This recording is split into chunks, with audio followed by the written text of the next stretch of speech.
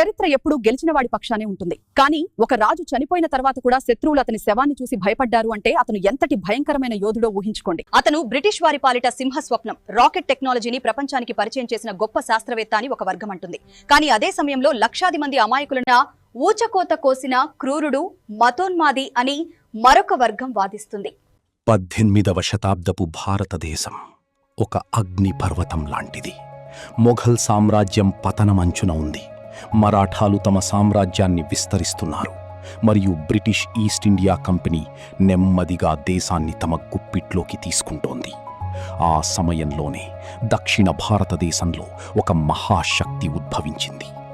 November 20, 1750లో Hyder Ali అనే ఒక సాధారణ సైనికుడికి ఒక కుమారుడు జన్మించాడు. అతనే ఫతే అలీ సాహబ్ టిప్పు. ప్రపంచం అతన్ని తర్వాత టిప్పు సుల్తాన్ అని పిలిచింది. చిన్నప్పటినుంచి టిప్పు సుల్తాన్కు యుద్ధ తంత్రాలు, కత్తిసాము, గుర్రపు స్వారీ మరియు ఫిరంగులు పేల్చడంలో కఠినమైన శిక్షణ ఇచ్చారు. అతని తండ్రి హైదర్ అలీ మైసూర్ సైన్యంలో ఒక సాధారణ స్థాయి నుంచి తన స్వంత బలంతో సుల్తాన్గా ఎదిగిన వ్యక్తి. తండ్రి నుంచి ఆ యుద్ధ పిపాసను, రాజనీతిని టిప్పు సుల్తాన్ పుణికిపుచ్చుకున్నాడు. ఫ్రెంచ్ అధికారుల వద్ద శిక్షణ పొందడం వల్ల ఐరోపా దేశాల ఆధునిక యుద్ధ పద్ధతులు కూడా అతనికి చిన్న వయస్సులోనే తెలిసాయి. 15 ఏళ్ల వయస్సులోనే మొదటిసారి యుద్ధభూమిలో అడుగుపెట్టిన టిప్పు సుల్తాన్ తన కత్తికి ఎంత పదును ఉందో శత్రువులకు రుచి చూపించాడు. ఆ వయస్సులోనే అతను చూపించిన ధైర్యం, క్రూరత్వం మరియు వ్యూహాత్మక చతురత చూసి స్వయంగా అతని తండ్రి ఆశ్చర్యపోయాడు. టిప్పు సుల్తాన్ చుట్టూ ఒక గొప్ప పురాణ గాథ అల్లబడింది. ఒకరోజు అడవిలో వేటకు వెళ్ళినప్పుడు ఒక పెద్ద పులి అతనిపైకి దాడికి వచ్చిందని, అప్పుడు చేతిలో ఆయుధం లేకపోయినా కేవలం తన చేతులతోనే ఆ పులిని చంపాడని ఒక కథ ప్రాచుర్యంలో ఉంది. అప్పట్నుంచి అతనికి టైగర్ ఆఫ్ మైసూర్, మైసూర్ పులి అనే బిరుదు వచ్చింది. తన సింహాసనం, తన కత్తులు, తన సైనికుల దుస్తులు, ఇలా ప్రతి దానిపైన పులిచారల గుర్తులు ఉండేలా చూసుకున్నాడు. అతనికి పులులంటే ఎంత ఇష్టమంటే తన కోటలో నిజమైన పులులను పెంచుకునేవాడు మరియు తన శత్రువులను భయపెట్టడానికి ఒక చెక్కతో చేసిన టైగర్ ఆటోమేటిక్ టాయ్, అంటే ఒక పులి బ్రిటిష్ సైనికుణ్ణి తింటున్నట్లుగా ఉండే బొమ్మను కూడా తయారు చేయించాడు. 1782లో తన తండ్రి హైదర్ అలీ మరణించిన తరువాత మైసూర్ సామ్రాజ్య బాధ్యతలు చేపట్టిన టిప్పు తన సామ్రాజ్యాన్ని రక్షించుకోవడమే కాకుండా దాన్ని మరింత విస్తరించాలని నిర్ణయించుకున్నాడు. ఆ సమయంలో బ్రిటిష్ వారు దక్షిణ భారతదేశంలో తమ ఆధిపత్యాన్ని స్థిరపరచుకోవాలని చూస్తున్నారు. కానీ వారికి ఒకే ఒక్క వ్యక్తి అడ్డుగా నిలబడ్డాడు. అతని టిప్పు సుల్తాన్. ఇక్కడి నుంచి భారతదేశ చరిత్రలో అత్యంత భీకరమైన అధ్యాయం మొదలైంది. మీకు తెలుసా, ఈరోజు ఆధునిక ప్రపంచం వాడుతున్న మిస్సైల్ టెక్నాలజీ వెనక ఉన్నది ఒక భారతీయ రాజు. బ్రిటిష్ సైన్యం ప్రపంచంలోనే అత్యంత శక్తివంతమైనదిగా పేరు తెచ్చుకున్న సమయంలో వారిని గజగజలాడించిన ఆయుధం టిప్పు సుల్తాన్ యొక్క మైసూరియన్ రాకెట్లు. ఆ కాలంలో ఐరోపా దేశాలలో కూడా రాకెట్లు ఉండేవి, కానీ అవి కేవలం కాగితంతో లేదా అట్టలతో తయారు చేయబడేవి. అవి ఎక్కువ దూరం వెళ్ళేవి కాదు, పైగా శత్రువుల మీద పెద్దగా నష్టం కూడా కలిగించేవి కావు. కానీ టిప్పు సుల్తాన్ మరియు అతని తండ్రి హైదర్ అలీ ఒక అద్భుతమైన ప్రయోగానికి తెరలేపారు. వారు రాకెట్ లోపల ఉండే మందుగుండు సామాగ్రిని గట్టి ఇనుప గొట్టాలలో, ఐరన్ కేస్ట్, బంధించారు. ఈ చిన్న మార్పు వల్ల లోపల ప్రెషర్ విపరీతంగా పెరిగి ఆ రాకెట్లు ఏకంగా 2 కిలోమీటర్ల దూరం వరకు అత్యంత వేగంగా ప్రయాణించేవి. ఇవి గాల్లోకి ఎగిరి భయంకరమైన శబ్దంతో శత్రువుల గుడారాల మీద పడి పేలిపోయేవి. ఈ రాకెట్లకు కత్తులు లేదా పదునైన ఇనుప ముక్కలు కూడా కట్టేవారు. 1780లో జరిగిన పొల్లిలూర్ యుద్ధంలో, బ్యాటల్ ఆఫ్ పొల్లిలూర్, ఈ రాకెట్ల దాడిని చూసిన బ్రిటిష్ సైనికులు ప్రాణభయంతో పరుగులు తీశారు. వందల కొద్దీ రాకెట్లు ఒకేసారి ఆకాశం నుంచి పడుతుంటే ఏమి చెయ్యాలో వాళ్లకు అర్థం కాలేదు. టిప్పు సుల్తాన్ తన సైన్యంలో ప్రత్యేకంగా కుషూన్ అనే రాకెట్ బెటాలియన్లను ఏర్పాటు చేశాడు. వీరి పని కేవలం శత్రువుల కదలికలను బట్టి రాకెట్లను ఖచ్చితత్వంతో ప్రయోగించడమే. ఒక్కో బెటాలియన్లో వందలాది మంది రాకెట్ సైనికులు ఉండేవారు. ఈ రాకెట్ టెక్నాలజీ బ్రిటిష్ వారిని ఎంతగా భయపెట్టిందంటే 4వ ఆంగ్లో మైసూర్ యుద్ధం తర్వాత బ్రిటిష్ వారు మైసూర్ కోటను ఆక్రమించుకున్నప్పుడు దాదాపు 700 ఆధునిక రాకెట్లను, మరో 9000కు పైగా రాకెట్ పరికరాలను ఇంగ్లాండ్కు తీసుకెళ్లారు.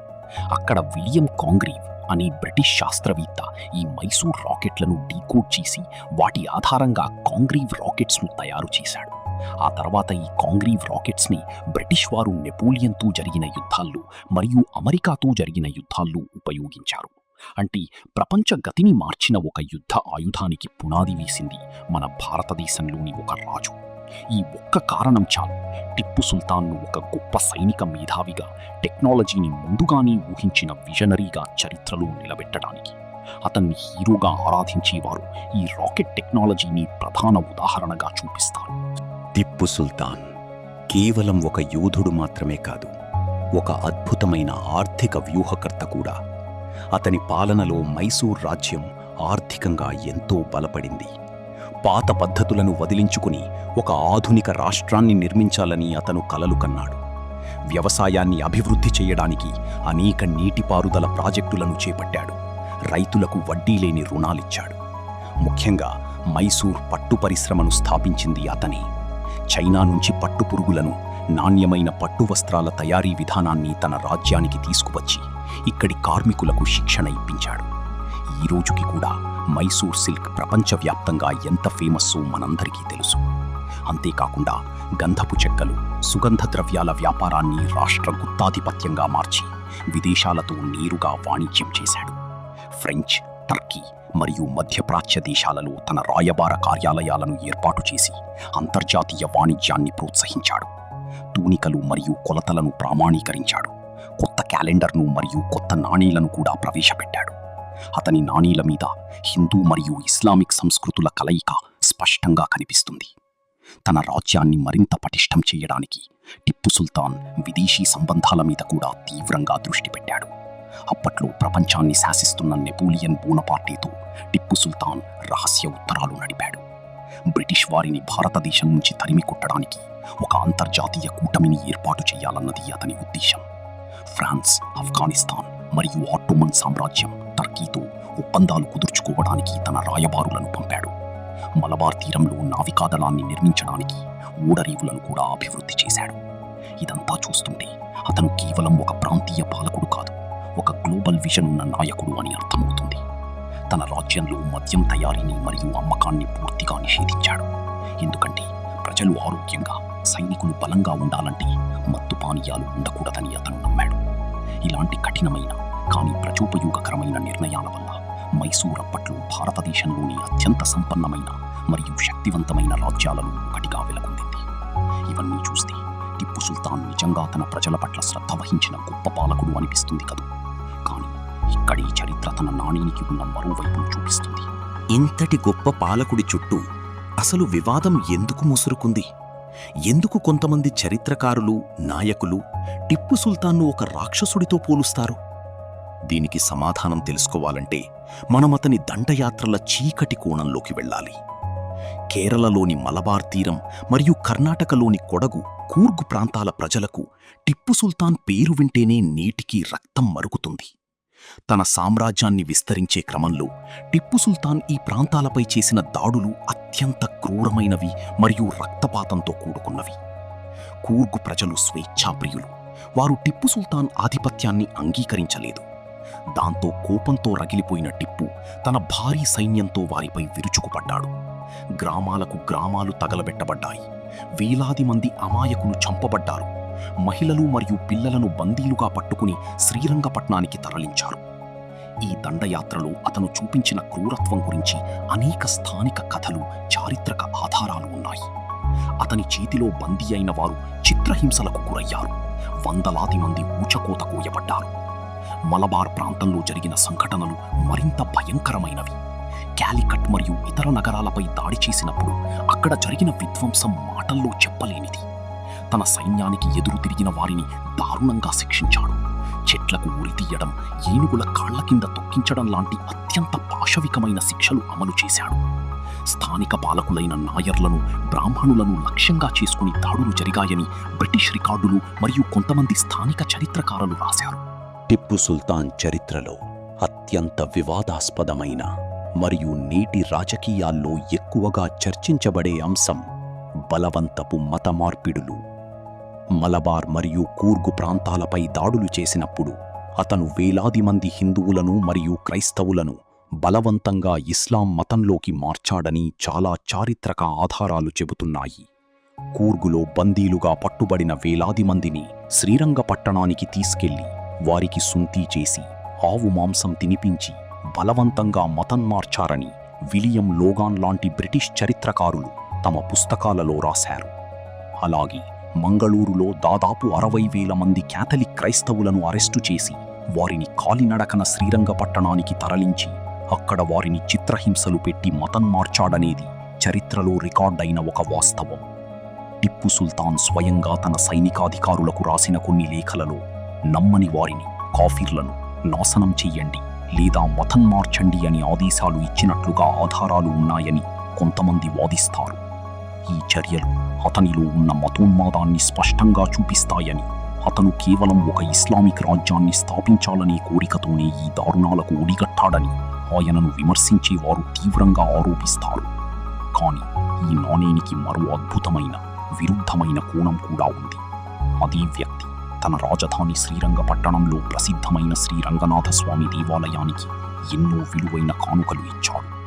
మరాఠా సైన్యాలు శృంగేరి మఠంపై దాడి చేసి అక్కడి ఆస్తులను లూటీ చేసి శారదాదేవి విగ్రహాన్ని ధ్వంసం చేసినప్పుడు స్వయంగా టిప్పు సుల్తానే ఆ మఠానికి సహాయం చేశాడు. మఠాధిపతికి రాసిన గౌరవప్రదమైన లేఖలు, విగ్రహాన్ని పునఃప్రతిష్ఠించడానికి అతను పంపిన నిధులు ఇప్పటికీ చారిత్రక ఆధారాలుగా ఉన్నాయి. తన సొంత రాజ్యంలో దాదాపు 156 హిందూ దేవాలయాలకు అతను క్రమం తప్పకుండా విరాళాలు ఇచ్చేవాడు. అతని ముఖ్యమంత్రి పూర్ణయ్య ఒక బ్రాహ్మణుడు. తన సైన్యంలో ఎంతో మంది హిందూ ఉన్నతాధికారులు ఉండేవారు. మరి ఒకే వ్యక్తి ఒక చోట మతోన్మాదిగా, మరో చోట పరమత సహనం ఉన్న రాజుగా ఎలా వ్యవహరించాడు? దీనికి ఆధునిక చరిత్రకారులు ఇచ్చే ఒక విశ్లేషణ ఏమిటంటే, టిప్పు సుల్తాన్ చేసిన ఈ దాడులు మతపరమైనవి కావు, పూర్తిగా రాజకీయపరమైనవి. తన రాజ్యంలో తనకు విధేయులుగా ఉన్న వారిని అతను ఆదరించాడు, మతం ఏదైనా. కానీ తనకు ఎదురు తిరిగిన వారిని, ముఖ్యంగా బ్రిటిష్ వారితో చేతులు కలిపిన స్థానిక రాజులను, ప్రజలను అణచివేయడానికి మతాన్ని ఒక ఆయుధంగా వాడాడు. ఇది రాజకీయ వ్యూహమా లేక మతోన్మాదమా అన్నది ఇప్పటికీ తెగని పెద్ద చర్చ. అది 18వ శతాబ్దం చివర ఈస్ట్ ఇండియా కంపెనీ భారతదేశం మొత్తాన్ని మింగేయాలని చూస్తోంది. కానీ వాళ్ల కంటిలో నలుసులా ఒకే ఒక్కడు నిలబడ్డాడు. అతని టిప్పు సుల్తాన్. బ్రిటిష్ వారితో అతని శత్రుత్వం కేవలం రాజకీయమైనది కాదు, అది అత్యంత వ్యక్తిగతమైనది.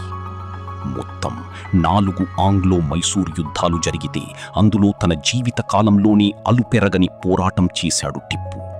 మొదటి 2 యుద్ధాలలో తన తండ్రి హైదర్ అలీతో కలిసి పోరాడి బ్రిటిష్ సైన్యాలకు చుక్కలు చూపించాడు. 2వ ఆంగ్లో మైసూర్ యుద్ధంలో హైదర్ అలీ మరణించినప్పటికీ టిప్పు సుల్తాన్ వెనక్కి తగ్గకుండా బ్రిటిష్ సైన్యాన్ని తీవ్రంగా దెబ్బతీసి వారిని సంధికి ఒప్పించేలా చేశాడు.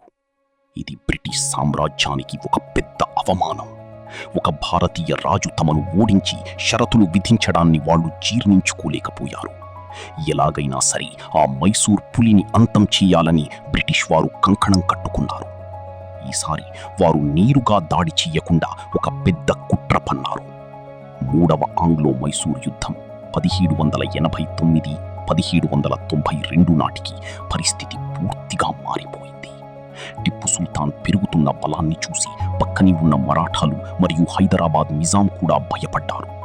బ్రిటిష్ గవర్నర్ లార్డ్ కార్నవాలిస్ అత్యంత చాకచక్యంగా మరాఠాలను, నిజాంను తమ వైపు తిప్పుకుని అందరూ కలిసి ఒకేసారి మైసూర్పై దాడికి దిగారు. 3 వైపుల నుంచి లక్షల కొద్దీ సైన్యం ముంచెత్తుతుంటే టిప్పు సుల్తాన్ వీరోచితంగా పోరాడాడు.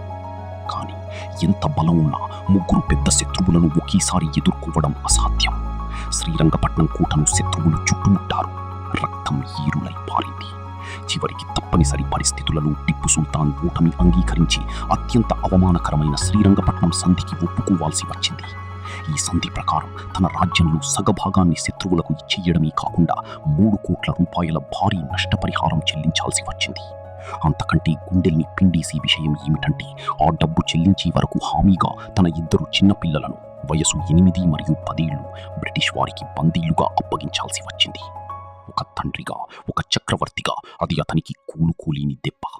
కానీ ఆ పులి విశ్రమించలేదు. ప్రతీకారం కోసం లోపల రగులుతూనే ఉన్నాడు. తన పిల్లలను తిరిగి తెచ్చుకున్న తర్వాత టిప్పు సుల్తాన్ తన సైన్యాన్ని మళ్లీ నిర్మించడం ప్రారంభించాడు. ఈసారి ఫ్రాన్స్ సహాయంతో బ్రిటిష్ వారిపై తుది పోరాటానికి సిద్ధమయ్యాడు. ఇది తెలుసుకున్న బ్రిటిష్ గవర్నర్ లార్డ్ వెలస్లీ 1799లో 4వ ఆంగ్లో మైసూర్ యుద్ధాన్ని ప్రకటించాడు. ఈసారి బ్రిటిష్ వారు ఏకంగా 50,000కు పైగా సైన్యంతో శ్రీరంగపట్నం కోటను చుట్టుముట్టారు. కోట గోడలు అత్యంత పటిష్టంగా ఉన్నాయి. బయట నుంచి దాడి చేసి కోటను పడగొట్టడం అసాధ్యం. దాదాపు 1 నెల రోజుల పాటు ముట్టడి కొనసాగింది. అప్పుడే బ్రిటిష్ వారు తమ పాత ఆయుధాన్ని బయటికి తీశారు. అదే నమ్మక ద్రోహం. కత్తులతో గెలవలేని యుద్ధాన్ని లంచాలతో గెలవాలని నిర్ణయించుకున్నారు. టిప్పు సుల్తాన్ అత్యంత నమ్మిన బంటు, అతని ముఖ్యమంత్రి అయిన మీర్ సాదిక్ బ్రిటిష్ వారితో చేతులు కలిపాడు. తన పదవి, డబ్బు ఆశతో తన రాజుకు, తన మాతృభూమికి ద్రోహం చేశాడు.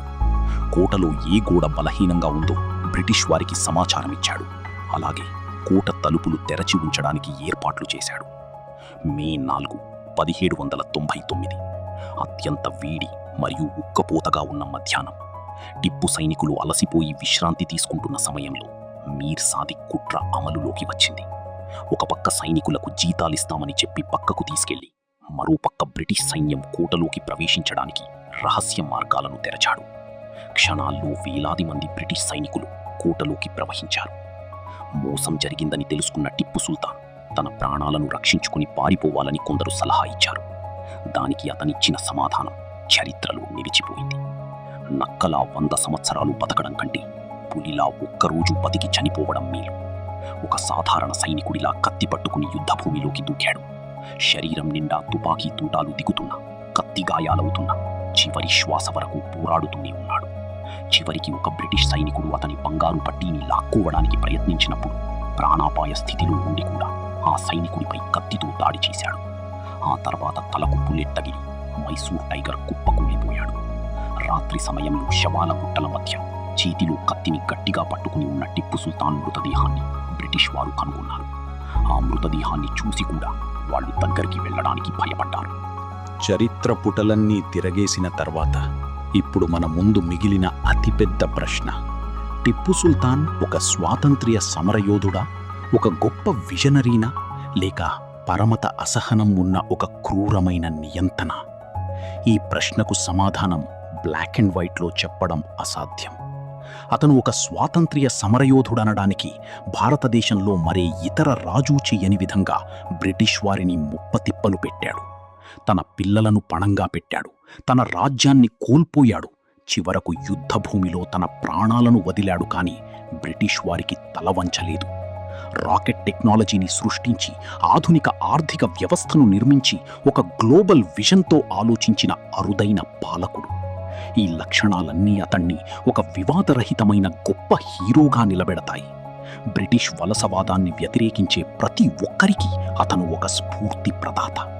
కానీ అదే నాణ్యానికున్న మరో వైపును మనం విస్మరించలేము. మలబార్ మరియు కూర్గ్ ప్రాంతాలలో అతను జరిపిన ఊచకోతలు, వందలాది దేవాలయాల విధ్వంసం, వేలాది మంది ప్రజల బలవంతపు మతమార్పిడులు ఇవి చారిత్రక వాస్తవాలు. ఒక రాజుగా తన రాజ్యాన్ని రక్షించుకునే నెపంతో అతను చేసిన ఈ అమానుష చర్యల వల్ల నేటికి ఆ ప్రాంతాల ప్రజలు అతని పేరు చెబితేనే అసహ్యించుకుంటారు. ఈ కోణంలో చూస్తే అతను ఒక కరుడుగట్టిన నియంత, ఒక విలన్. కాబట్టి నేటి మన ప్రజాస్వామ్య లౌకిక విలువలతో 18వ శతాబ్దపు రాజును పూర్తిగా కొలవడం కష్టమే. టిప్పు సుల్తాన్ కేవలం ఒక హీరో కాదు, అలాగని కేవలం విలన్ కూడా కాదు. అతను తన కాలం నాటి పరిస్థితులకు ప్రతిరూపం.